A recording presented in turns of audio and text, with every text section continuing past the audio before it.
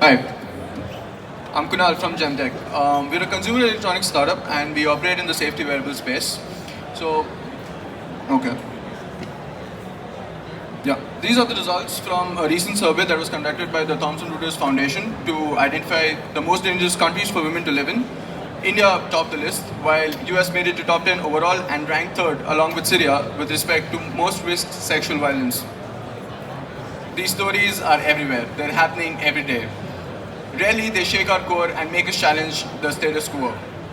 One such incident was the Nirbhaya rape case, when a 23-year-old was brutally beaten, gang raped, and tortured, all while returning from a movie in a moving bus.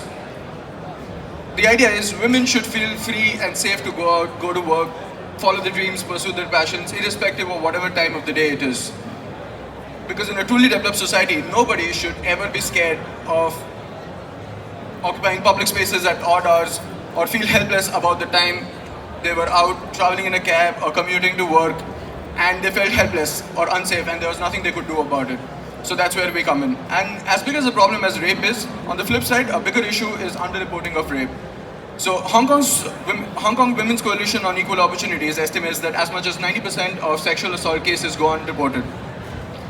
So we mapped out the response times for a few countries with respect to times of emergency. Shockingly, the results show that in India, it takes over 2 hours for any kind of support to reach the victim. That's a long 120 minutes of waiting before first contact with any kind of help. Beyond the suffering of victims, families, and communities, sexual violence also has financial costs. Overall, rape is the costliest crime for victims in the United States, with annual costs are amounting to estimated $127 billion, with an average of 110K per victim. Well, these are stories that are more than just numbers. We had to do something about it. We have developed smart SOS wearables. I'm really sorry. Yeah, so we've developed smart SOS wearables in the form of a smartwatch and a smart ring. We basically involve police as first emergency responders and reducing the emergency response time by a factor of 12. So these are the products. So the night watch and the ring are worn by the user, while the Guardian watch is targeted towards the police. So these are the watches. It's a very feature-intensive watch. So our solution basically helps reach the right authorities in the fastest time frame possible. I'm really running slow on time. So the idea is the night ring comes with a trigger button, which when pressed for 3 seconds initiates a distress call. This location is then sent to our servers. We locate the nearest guardian, which is then set to navigate to the location of the user. So it's basically a Google Maps kind of thing that goes on where we navigate to the user. All right. There's a lot remaining here. Is it okay if I could just continue?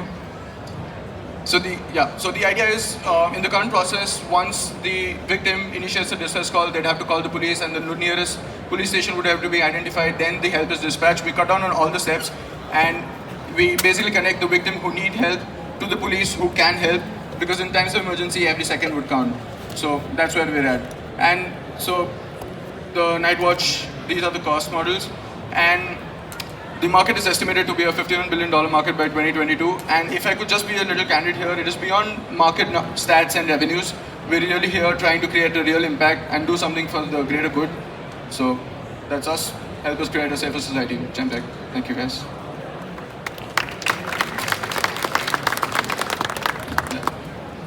Firstly, what I think you're doing is great in helping people.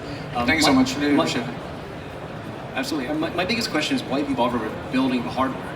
That can cost you hundreds of millions of dollars. Why not just make software for the Apple Watch or any other platform or even mobile phones? Yeah, so one of our major differentiators is we're completely phone independent, because we believe in times of emergency down in India where you're involved in a fight or flight situation. There's too much hassle involved with taking out a phone and then remembering an emergency number or even pressing an SOS button. The perpetrator in these cases would first off just throw away your phone. And in those cases as well, even if you are able to make a proper call, there's no relaying of exact live coordinates of the victim. So if there is a case where they're abducted as well, there's nothing the emergency services can actually do.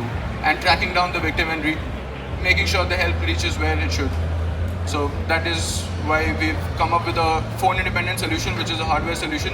So every time you're in trouble, you can use a smart ring to just discreetly trigger that you're in a situation, you need help, and the police would come help you. So that's why we relied on a hardware solution rather than a software-based solution.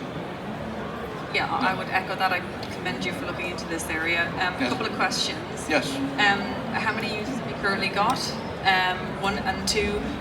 I think in one of the slides you had that the police would have an equivalent device. Yes. Have you began conversations? Are they willing to adopt it? Have they got the budgets to be able to adopt it? Yes. So back in India, we've talked to Maharashtra government, which is a state government. They've accepted to launch us in Mumbai city as our pilot. So yeah, they've placed an order for 10,000 units for the police people to wear. So the idea is it's a two-user ecosystem. The night watch and the ring is for the user, and the police people would have a Guardian watch, which is a fairly solid, sturdy watch. We're pricing it cheaper so that we can sell it to the government, and that would just have that basic Google Maps UI just to navigate to the user's location. So it's like a Uber kind of a request thing that goes on, and they can accept it and they can go head to the. Kunal, just explain to me a little bit about the Guardians. Who are the Guardians? Are they police? Local or governments, yes, police. Local. Yeah, because we do not want to rely on the other solutions out there. Rely on friends and families a lot, which are essentially going to relay this information to the police, and then a lot of process goes on where they're trying to identify the nearest police station and all of that. So we decided that to establish a smarter local governance model, this information in terms of information would directly be relayed to the police that come and help. And have you looked at maybe integrating into a service that would maybe make a phone call to the police as opposed to requiring them to also have a hardware device? I understand, of course. So we have multiple things in place. We have a web app as well.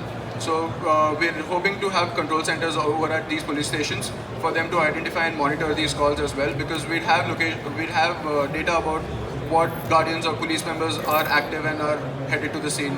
All that. So, and the night watch essentially is a very feature-loaded watch. It has calling capabilities as well. So we'd be calling the victim as well in case of false triggers and stuff to identify if there's an actual. Plus, we have a heart rate sensor in the watch and a unique force sensor in the watch strap, which nobody else has done, to identify a strong grip on the hand, so that we can identify if somebody is in a situation of danger or whatever.